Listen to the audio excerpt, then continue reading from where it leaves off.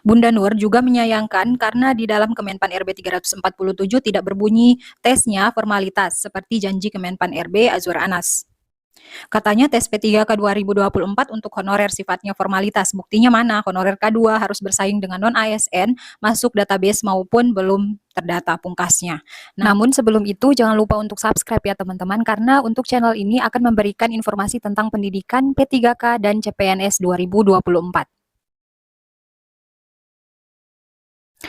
Seleksi P3K 2024 pakai CAT-BKN bukan tes formalitas, honorer bersaing ketat.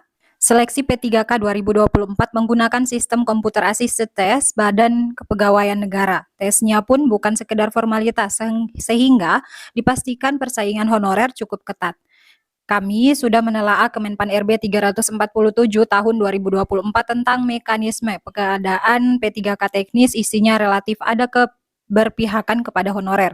Tutur Dewan Pembina Forum Honorer K2 pada Minggu 25 Agustus. Dia memberikan apresiasi kepada Menteri Pendayagunaan Aparatur Negara dan Reformasi Birokrasi Menpan RB, Abdullah Azwar Anas, yang telah mengeluarkan Kemenpan RB 347 tahun 2024 ini.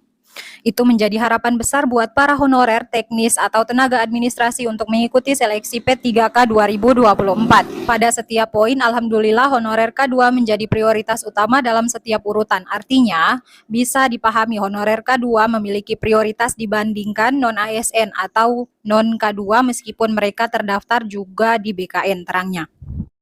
Bunda Nur, sapaan akrab Nurbaiti, mengatakan ada 4 poin mendasar dalam Kemenpan RB 347 tahun 2024, yaitu yang pertama, pada poin yang menyebutkan pelamar wajib memiliki pengalaman bekerja minimal 2 tahun pada jabatan yang dilamar. Seharusnya, kata Bunda Nur, persyaratan ini tidak disamakan bagi mereka para honorer K2. Honorer K2 sudah pasti mengabdinya lama dan pengalaman kerjanya lebih dari 2 tahun. Yang kedua, terkait soal-soal dalam tes P3K masih sama jumlahnya, yaitu 145 soal terdiri dari kompetensi teknis, manajerial, dan sosiokultural, serta 10 wawancara. Nah, untuk yang kompetensi teknis ini masih 145 soal, dan untuk manajerial itu 25, dan juga sosiokultural itu ada 20 soal. Artinya, honorer siap-siap bertarung menjawab soal di sistem CAT-BKN, ucapnya. Yang ketiga, tidak ada passing grade melainkan peringkat terbaik. Jadi, honorer harus berupaya mendapatkan nilai tertinggi agar bisa di peringkat terbaik.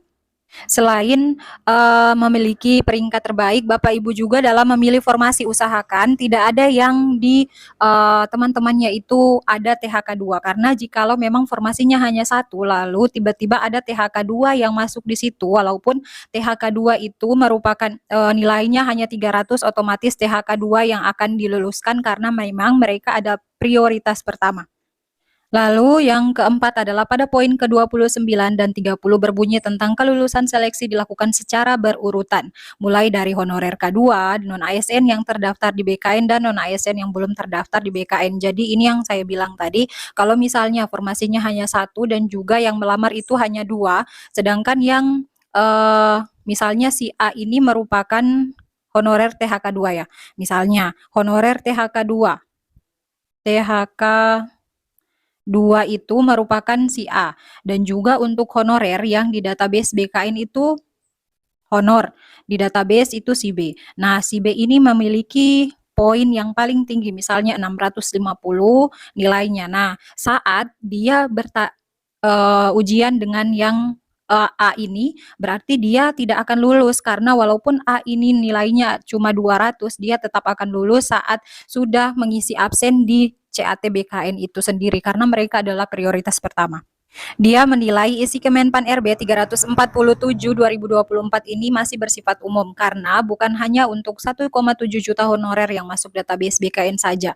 Kalau seperti ini bakal bersaing ketat karena kualifikasi prioritas, meski K2 tetap harus bersaing dengan pelamar umum, tegasnya.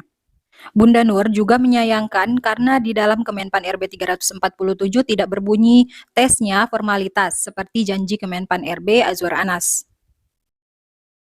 Katanya tes P3K 2024 untuk honorer sifatnya formalitas. Buktinya mana? Honorer K2 harus bersaing dengan non-ASN, masuk database maupun belum terdata pungkasnya. Nah, itu ya berarti dalam Menpan RB 347 itu untuk prioritasnya yang pertama, prioritas pertama adalah K2. Untuk prioritas kedua adalah honorer database HDTB. Lalu untuk yang ketiga adalah untuk honorer yang lebih dari 2 tahun.